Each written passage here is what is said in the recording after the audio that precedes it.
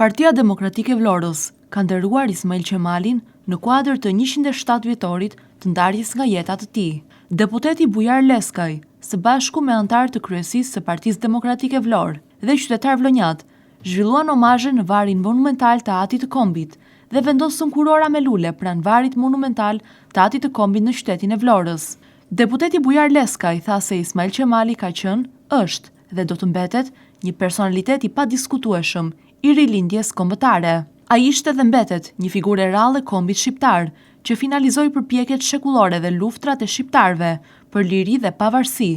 duke shpallur pavarësinë e Shqipërisë në Vlorën e tij të dashur. Ai jo vetëm realizoi pavarësinë, por hodhi edhe themelet e shtetit shqiptar.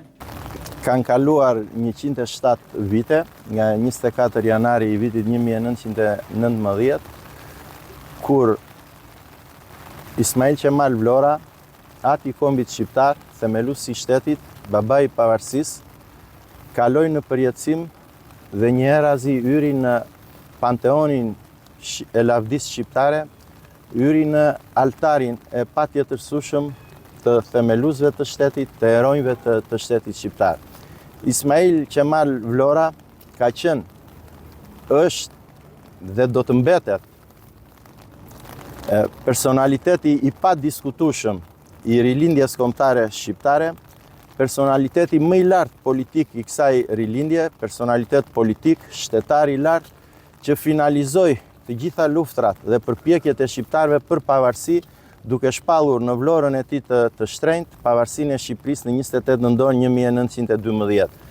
Një personalitet i rrallë, tek i cili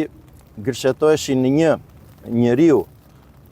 politikani, shtetari dhe pavdekësia. Deputeti Bujar Leskaj theksoi se Ismail Qemali do të mësoj për herë politikën shqiptare, që pushtetarët e lartë duhet të vendosin në qendër interesat e shtetit shqiptar. Sipas Leskajt, Ismail Qemali është politikani i parë shqiptar që vuri Shqipërinë mbi egon personale, mirësinë, tolerancën dhe dashurinë mbi keqkuptimet. Themeloi debatin publik dhe institucionin e dorëheqjes, edhe pse nuk e meritonte të largohej.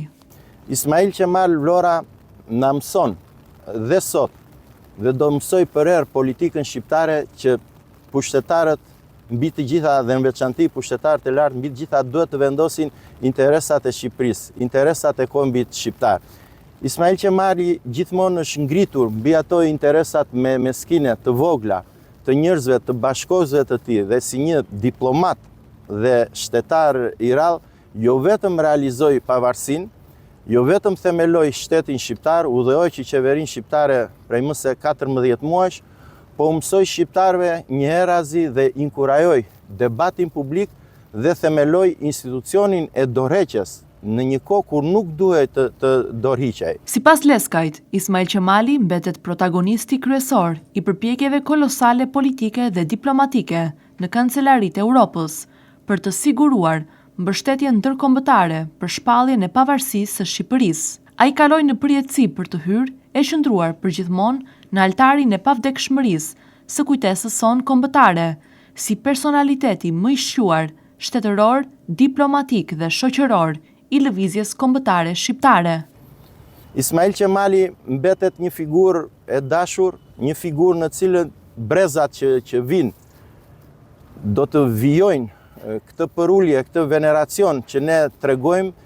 për arsye se kjo figurë dhe këto personalitete si Ismail Qemali, që ka 107 vjet që ka kaluar në përjetësi, Ibrahim Rugova që ka 20 vjet që ka kaluar në përjetësi, janë themeluesit e shtetit shqiptar, të Shqipërisë, e shtetit shqiptar të Kosovës,